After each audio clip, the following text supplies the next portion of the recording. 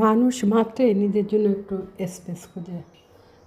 দিন রাত 24 ঘন্টার মধ্যে মানুষ কিছু না কিছু সময় একা থাকতে চায়, নিজেকে নিয়ে সময় কাটাতে চায়, নিজেকে প্রশ্ন করতে চায়, নিজেকে নিয়ে সমালোচনা করতে চায়, নিজেকে নিয়ে ভাবতে চায়, নিজেকে জাজ করে।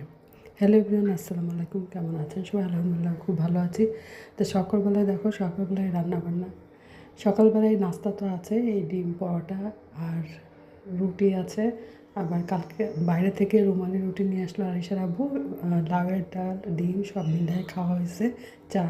আর আমি সকালবেলা উঠেই ডাল, লাউ দিয়ে ডাল, টমেটো দিয়ে, ধনেপাতা দিয়ে ডাল রান্না করেছি, ভাত রান্না করেছি। আর আলু, নতুন আলু যে ছোট ছোট, এগুলোর দম খেতে কিন্তু এখন ভালো লাগবে। এগুলো সিদ্ধ বসিয়ে বেছে একটু সময় লাগছে।